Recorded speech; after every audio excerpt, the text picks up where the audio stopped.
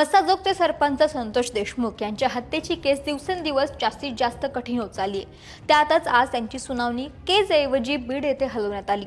बीड जिल्हाच नाही तर संपूर्ण महाराष्ट्राचं लक्ष लागलेली ही सुनावणीची जागा का बदलण्यात आली, जाणून घेऊयात या व्हिडिओच्या माध्यमातून। काल वाल्मिकची 14 दिवसांची सीआयडी कोठडी संपवून त्याला 14 दिवसांची न्यायालयीन कोठडी कोर्टाने सुनावली आणि त्यानंतर अगदी काहीच वेळात त्याच्यावरती मकोका अंतर्गत गुन्हा दाखल करण्यात आला।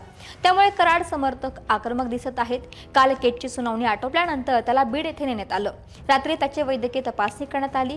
तिथे त्याच्या ईसीजी मध्ये काही बदलही दिसून आले। त्यामुळे सुमारे 3 तास तो रुग्णालयात होता। या सगळ्या प्रक्रियेमध्ये वेळ गेला आणि त्याला हर्सुल कारागृहात हलवणं शक्य झालं नाही। अखेर बीडच्या मध्यवर्ती तुरुंगात त्याला ठेवण्याचा निर्णय प्रशासनाने घेतला। त्यामुळे आज त्याचा मुक्काम कुठे असणार हेच पाहावं लागेल। हे सगळे एकीकडे होत असताना त्यापूर्वीची सुनावणी सुरुवातीपासून केज येथेच होत होती। मात्र मोक्का सुनावणीसाठी वेगळे न्यायालय असतं। केजमध्ये पोलिसांनी त्यासाठी अर्ज दाखल करताच माननीय न्यायमूर्तींनी नॉट बिफोर मी असं सांगितलं। हा त्यांच्या अधिकाराचा भाग असतो, त्यावर कोणालाही आक्षेप नोंदवता येत नाही, भाष्यही करता येत नाही। त्यामुळे आता मोक्का गुन्ह्यावरील सुनावणी बीड येथे होणार आहे।